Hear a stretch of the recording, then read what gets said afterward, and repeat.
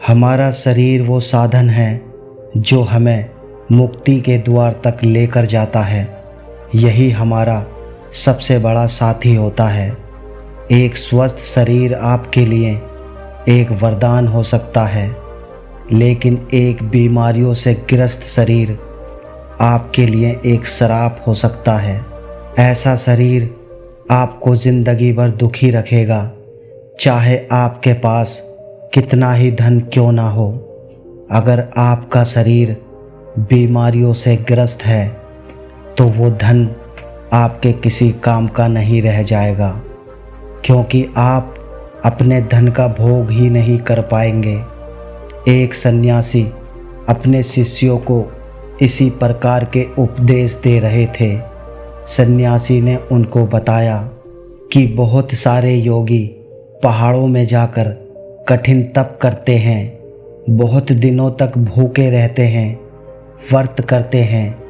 वो ऐसा इसलिए करते हैं ताकि वो अपने शरीर को मजबूत बना सकें, ताकि उनका शरीर लंबे समय तक जीवित रह सके और लंबे समय तक जीवित रह के मुक्ति के द्वार खोल सके। जब सन्यासी अपने शिष्यों को ये बता रहे थे तो वहाँ पर एक बुज़ुर्ग आदमी अपने जवान बेटे को लेकर उनके पास पहुँचा। बुज़ुर्ग आदमी की आंखों में चमक थी, उसकी चाल में एक चपलता थी और उसके पूरे व्यक्तित्व से एक तेज निकल रहा था जो सबको अपनी ओर आकर्षित कर रहा था। लेकिन उसका जवान बेटा उसके बिल्कुल विपरीत था। उसके चेहरे पर कोई तेज नहीं था, उसकी चाल से वो थका थका लग रहा था। उस जवान युवक को देखकर ऐसा लगता था जैसे सारे संसार की विपत्ति उसी के कंधों पर आ गई हो। उसमें जवानी के कोई लक्षण दिखाई नहीं दे रहे थे। वो ऐसा प्रतीत हो रहा था जैसे जवानी में ही उसे बुढ़ापा आ गया हो। आश्रम के शिष्यों की तरफ बिना कोई ध्यान दिए वो बुजुर्ग आदमी अपने बेटे को लेकर उस सन्यासी के पास पहुंच गया। उन्होंने सन्यासी से हाथ जोड़कर याचना की कि आजकल के युवा बच्चों में कोई तेज नहीं बचा है, सब में बुढ़ापा पहले से ही आ गया है। लेकिन अगर मैं अपनी बात करूं तो आज बुढ़ापे में भी मुझे कोई बीमारी नहीं है, मैं बिल्कुल स्वस्थ हूं। लेकिन जब मैं अपने बेटे की तरफ देखता हूं तो मेरा दिल दुखी हो जाता है, क्योंकि ये अपने पिता से पहले ही बूढ़ा होने लग रहा है। और एक पिता के लिए इससे ज़्यादा दुखी बात क्या हो सकती है। उन्होंने सन्यासी से प्रार्थना की कि आप आयुर्वेद के ज्ञाता हैं, आप इतने बड़े सन्यासी हैं, आपके पास तो बहुत सारे तरीके होंगे जिसमें मेरे बेटे को बुढ़ापा आने पर भी बीमारी ना पकड़े। अगर आपके पास ऐसी कोई औषधि है तो आप उसे देने की कृपा करें, जिससे मैं चिंता मुक्त होकर अपना जीवन जी सकूं। सन्यासी ने उस बुजुर्ग आदमी के युवा बेटे की तरफ देखते हुए कहा कि औषधि तो बीमार आदमी को दी जाती है, लेकिन इस युवक को देखकर ऐसा लगता है कि इसे कोई बीमारी नहीं है, बल्कि इसके खान पान, इसके रहन सहन और इसकी दिनचर्या में थोड़ा बदलाव करने से इसका पूरा जीवन बदल सकता है। असल में इंसान अगर बीमारी आने से पहले ही सतर्क हो जाए तो उसके पास बीमारी नहीं आएगी। लेकिन हम बाद में सतर्क होते हैं जब बीमारियां हमारे शरीर में प्रवेश कर चुकी होती हैं और उसके बाद औषधियों के इलाज के अलावा और कोई तरीका हमारे पास नहीं बचता। लेकिन मैं सबको कहता हूँ कि जो भी इंसान अपना स्वस्थ शरीर चाहता है, अच्छा खुशहाली से भरा जीवन जीना चाहता है, उसे अपनी दिनचर्या में कुछ नियम अपनाने होंगे, उसे कुछ भोजन ऐसे खाने होंगे जो उसके शरीर के लिए लाभकारी हों, और तीसरा, उसे कुछ ऐसे योग सीखने होंगे जिन्हें वो जीवन भर कर सके। अगर वो सिर्फ इन 3 बिंदुओं को विस्तार से समझ लेता है तो उसका शरीर उसके लिए वरदान साबित हो जाएगा। उसे अपने शरीर की वजह से इस जीवन काल में कभी भी कोई कष्ट नहीं उठाना पड़ेगा। ये 3 बिंदु मैं तुम्हें विस्तार से समझाने की कोशिश करता हूँ। इन 3 बिंदुओं में सबसे पहले हमारा भोजन आता है। जिस प्रकार का भोजन हमारा शरीर ग्रहण करेगा, उसी प्रकार की वो ऊर्जा पैदा करेगा। अगर हम अपने शरीर में बासी खाना डालेंगे तो वो आलस्य से भरा रहेगा, वो हमेशा सुस्त रहेगा। लेकिन वहीं पर अगर हम उसमें ताज़ा खाना डालेंगे तो हमारा शरीर चुस्ती से भरा रहेगा, उसमें कोई आलस्य नहीं रहेगा। सन्यासी ने अपने कथन पर और प्रकाश डालते हुए बताया कि किसी भी देश का भोजन वहाँ के ऋतुओं और वहाँ की जलवायु पर निर्भर करता है। ऋतुओं के हिसाब से सर्दी का अलग खाना होता है, गर्मियों का अलग खाना होता है, और उसी प्रकार 4 अलग अलग ऋतुओं का अलग अलग खाना होता है। और अगर हम जलवायु की बात करें तो जो लोग समंदर के किनारे रहते हैं उनका खाना अलग होगा, और जो लोग रेगिस्तान के पास रहते हैं उनका खाना उनसे बिल्कुल अलग होगा, क्योंकि अलग अलग देश में वहीं की जलवायु के हिसाब से फसल उगाई जाती है, और जो फसल वहाँ पर उगती है उसी के हिसाब से वहाँ पर भोजन तैयार किया जाता है। लेकिन चाहे किसी भी देश या किसी भी जलवायु का भोजन क्यों ना हो, अगर तुम अपने भोजन के साथ कुछ खाद्य पदार्थ लेते हो तो तुम्हारा शरीर अपने आप चुस्त रहेगा, ऊर्जा से भरा रहेगा। उदाहरण के लिए मैं तुम्हें बताना चाहता हूँ कि खाने के साथ गाय का देसी घी बहुत ही लाभकारी होता है, लेकिन ज़रूरत से ज़्यादा घी खाना भी नुकसानदायक हो सकता है। इसलिए जब भी आप अपने सुबह या फिर रात्रि का भोजन करें तो उसके साथ 2 से 5 चम्मच देसी घी का सेवन अवश्य करें। इससे आपके शरीर के जोड़ों के अंदर वो घी पहुंचता है जिससे आपके जोड़ उम्र बढ़ने पर भी अच्छी तरह काम करते रहते हैं। तुमने बहुत सारे लोगों को देखा होगा जिनके घुटनों में दर्द रहता है, जिनके हाथ में दर्द रहता है। ये बीमारी तभी होती है जब हमारे शरीर में पर्याप्त मात्रा में तेल नहीं पहुंचता है। तेल यानी कि देसी घी। देसी घी हमारे शरीर के लिए सबसे ज़्यादा लाभकारी होता है। इसके अलावा रात के खाने के बाद गाय का दूध अवश्य पिएं। गाय का दूध भैंस के दूध से ज़्यादा बेहतर होता है, क्योंकि गाय के दूध से हमारा दिमाग तेज़ी से काम करता है, उसकी कार्य करने की क्षमता बढ़ती है और शरीर में चुस्ती बढ़ती है। सन्यासी ने आगे बताया कि सुबह सुबह तुम्हें भरपेट खाना खाना चाहिए, क्योंकि वो खाना दिन भर काम करने से हजम हो जाता है। लेकिन रात में अगर भरपेट खाना खाया जाता है तो हमारा शरीर नींद में जाने के बाद उस खाने को अच्छी तरह से हजम नहीं कर पाता, और इसी वजह से कुछ लोगों का पेट सुबह सुबह अच्छे से साफ नहीं हो पाता है, और जब पेट अच्छे से साफ नहीं होता उसी से बहुत सारी बीमारियों का जन्म होता है। इसलिए रात में हल्का खाना खाएं और खाने के बाद थोड़ी सी मिठाई अवश्य खाएं, क्योंकि खाने के बाद थोड़ा मीठा खाने से हमारी पाचन क्रिया तेज हो जाती है। उसके बाद हमारा खाना जल्दी हजम हो जाता है। इसके अलावा बासी भोजन कभी ना खाएं। बासी भोजन खाने से अच्छा है आप भूखे रह जाएं, लेकिन बासी भोजन, सड़ा हुआ भोजन हमारे शरीर के अंदर जाकर बहुत सारे कीटाणु पैदा कर देता है और उसी की वजह से बहुत सारी बीमारियों का जन्म होता है।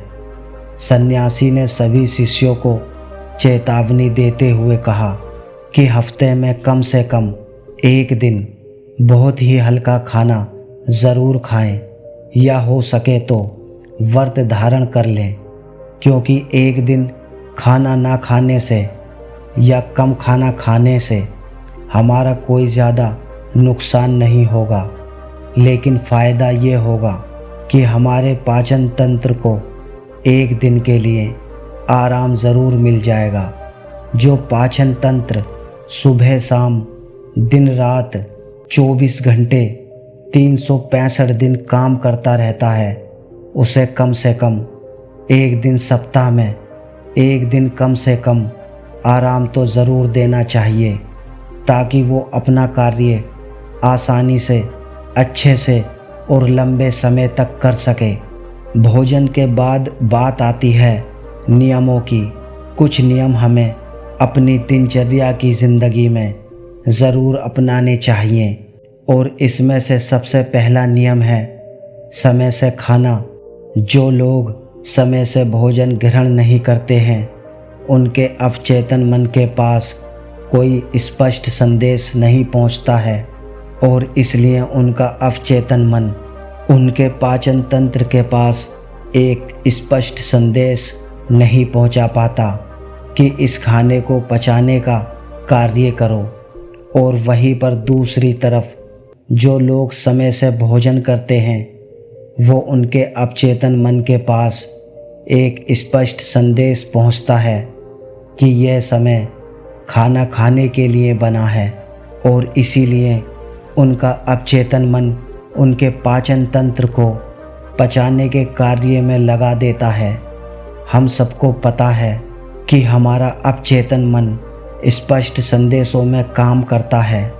अगर हम उसके पास स्पष्ट संदेश भेजेंगे तो वो हमारे शरीर को ठीक करने में अद्भुत कार्य करेगा। दूसरा नियम जो शरीर को स्वस्थ बनाने के साथ साथ उसे बलशाली भी बनाता है, वो है अपने शरीर की अच्छे तेल से मालिश करना। कम से कम सप्ताह में एक बार अपने पूरे शरीर की अच्छे तेल से मालिश ज़रूर करें। उससे हमारी त्वचा के जितने भी ख़त्म हो चुके या मरे हुए आणु होते हैं, वो त्वचा से दूर हट जाते हैं, और हमारी त्वचा में एक नई सी फुर्ती, एक नई ताजगी पैदा होती है, और वो ताजगी हमारे आलस्य ख़त्म कर देती है।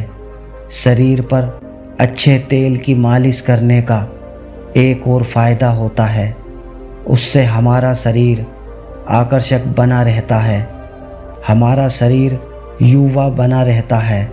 और अगला नियम बताते हुए उस सन्यासी ने बुज़ुर्ग आदमी को सावधान करते हुए बताया कि अगर कोई आदमी अपने परिवार और अपने बच्चों के साथ समय व्यतीत नहीं करता है तो वो तनाव से ग्रस्त हो जाता है।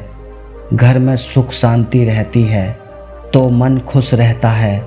सभी परिवार के जन, सभी परिवार के लोग भी खुश रहते हैं, और इसीलिए परिवार के पास कोई भी नकारात्मक ऊर्जा पास में नहीं आती, और उसके बाद आपका परिवार, आपके बच्चे और आप तंदुरुस्ती भरा जीवन जी सकते हैं। कुछ लोग काम ज़्यादा होने की वजह से अपने परिवार, अपने बच्चों के साथ ज़्यादा समय नहीं बिता पाते। ऐसे लोग अगर रोज़ समय अपने परिवार को नहीं दे सकते तो कम से कम कुछ दिन, कुछ महीनों के लिए उन्हें कहीं घुमाने के लिए ज़रूर लेकर जाएं। आप अपने परिवार के साथ जितना वक्त बिताएंगे उतनी ही नज़दीकियाँ आपके परिवार के साथ आपकी बनेंगी और उसके बाद आपके मन से तनाव गायब हो जाएगा। इसके बाद सन्यासी ने बताया कि ये तो तुम सब जानते हो कि व्यायाम करना हमारे शरीर के लिए कितना लाभकारी होता है। हर एक इंसान को व्यायाम करना चाहिए और समय से व्यायाम करना चाहिए, लेकिन कुछ लोग व्यायाम करने का गलत अर्थ निकाल लेते हैं। व्यायाम उतना ही करो जिससे तुम्हारे शरीर को पीड़ा ना पहुँचे। कुछ लोग व्यायाम ज़्यादा करने के लिए अपने शरीर को पीड़ा पहुँचाते रहते हैं, लेकिन व्यायाम सिर्फ उतना ही होना चाहिए जितना आप सहन कर सकते हैं। अपनी सीमाओं के परे जाना, अपने शरीर को पीड़ा पहुँचाना आपको थका देगा और थकने के बाद आपके अंदर आलस्य भर जाएगा और उसके बाद आपका कोई काम करने का मन नहीं करेगा। इसलिए अपने आप को इतना मत थकाओ कि आप अपना काम भी नहीं कर पाओ। और व्यायाम करने के साथ साथ एक नियम और अपनाना चाहिए और वो नियम है ध्यान का नियम। ध्यान करने से हमारा दिमाग और हमारा मन एकाग्र होना सीखता है। वो विचारों से मुक्त हो जाता है और जब दिमाग और हमारा मन विचारों से मुक्त हो जाता है तो शरीर से तनाव चला जाता है, क्योंकि विचार ही तनाव का असली कारण होते हैं। जो लोग समझदार हैं वो जानते हैं कि विचार ही हमें दुख पहुंचाते हैं और विचार ही हमारे तनाव का असली कारण होते हैं। इसीलिए लोग शून्यता में जाने का ध्यान करते हैं, लेकिन अगर आप भी रोज़ ध्यान करते हैं तो इससे आप विचार रहित तो होंगे ही, साथ ही साथ आपके चेहरे का तेज बढ़ेगा और आपकी इंद्रियां यानी कि आँख, नाक, कान, त्वचा और आपका मस्तिष्क अच्छी तरह से कार्य कर पाएंगे। भोजन और नियम के बारे में विस्तार से बताने के बाद सन्यासी ने योग का रहस्य खोलना शुरू किया। उन्होंने सभी को बताया कि कुछ योग ऐसे होते हैं जो हम अपना काम करते करते अभ्यास कर सकते हैं और उनका अभ्यास करने से हमें चमत्कारिक फ़ायदे मिलते हैं। एक योग जो सबसे ज़्यादा लाभकारी होता है और जिसे करने के लिए अलग से समय नहीं निकालना पड़ता। आप कोई भी काम करते हुए उस योग को कर सकते हैं और वो योग है गहरी सांस लेना। जब भी आप सांस लेते हो तो अपनी नाभि से सांस लेने की कोशिश करें। सिर्फ छाती में सांस भरकर या अपने कंठ में सांस भरकर ना छोड़ें। नाभि तक सांस को जाने दें और नाभि से ही सांस को आने दें। उसके बाद आप अपनी सांसों के साथ एक संबंध स्थापित कर लेंगे। जीवन का रहस्य ही सांसों में छुपा हुआ है और जितनी गहरी आपकी सांसें होंगी उतना ही गहरा आपका ध्यान होगा। और ये योग हम कोई भी काम करते हुए कर सकते हैं। मान लीजिए कि तुम कोई भी काम कर रहे हो तो उसमें गहरी सांस लेने में तुम्हें कोई भी अड़चन नहीं होनी चाहिए। उसके बाद अगला योग समझाते हुए सन्यासी ने बताया कि जब भी तुम सोने के लिए जाते हो तो हमेशा याद रखना कि तुम योग निद्रा में जाकर नींद ले सको, क्योंकि योग निद्रा की नींद अगली सुबह तुम्हारे लिए ताजगी भरी लेकर आएगी। और आखिरी योग बताते हुए वह सन्यासी ने बताया कि एक योग जिसके लिए तुम्हें अपना थोड़ा समय देना होगा, लेकिन थोड़े समय के बदले उसके फ़ायदे बहुत लंबे होंगे। वो योग है अपनी इंद्रियों के लिए योग। तुम्हारी इंद्रियां जो होती हैं वो ज़िंदगी भर तुम्हारा साथ निभाती हैं। तुम्हारी आँखें देखने का काम करती हैं, तुम्हारे कान सुनने का काम करते हैं, उसी प्रकार हर एक इंद्री अपना कार्य अलग अलग भिन्न भिन्न रूप से करती है। लेकिन समय के साथ साथ जैसे जैसे इंसान की उम्र बढ़ती है, इन इंद्रियों की शक्ति कम होने लग जाती है। इसलिए इंसान को ऐसे योग करते रहना चाहिए जिससे उनकी इंद्रियां कभी भी कमज़ोर ना पड़ें। उदाहरण के लिए आँखों की शक्ति बढ़ाने के लिए तराटक ध्यान का प्रयोग किया जा सकता है और कानों की शक्ति बढ़ाने के लिए कानों से सुनने का अभ्यास किया जा सकता है। सिर्फ हमें अपनी अलग अलग इंद्रियों पर अलग अलग समय पर अपना ध्यान केंद्रित करना है। जैसे कि हम खाली बैठे हुए हैं, सिर्फ सुनने पर ध्यान लगा रहे हैं, हमारे कानों में हर प्रकार की ध्वनि प्रवेश कर रही है, हमारा पूरा ध्यान सिर्फ सुनने पर लगा हुआ है। इस ध्यान को सिर्फ कुछ पलों तक करने के बाद आपको खुद ही महसूस हो जाएगा कि वो इंद्री आपकी अच्छी तरह से काम करने लग गई है। इसीलिए ये भोजन नियम और आखिर में ये योग आपके जीवन को बदल सकते हैं। बुढ़ापे तक आपके पास कोई बीमारी नहीं आएगी। उसके बाद सन्यासी ने सभी को वहाँ से प्रस्थान करने के लिए कहा और खुद आयुर्वेद की औषधियाँ बनाने में लीन हो गए। तो दोस्तों, कैसी लगी आपको ये कहानी पसंद आई हो तो कमेंट सेक्शन में ज़रूर बताएं और चैनल को सब्सक्राइब करें। मिलते हैं अगली कहानी में। जब तक आप अपना ख्याल रखिए। धन्यवाद।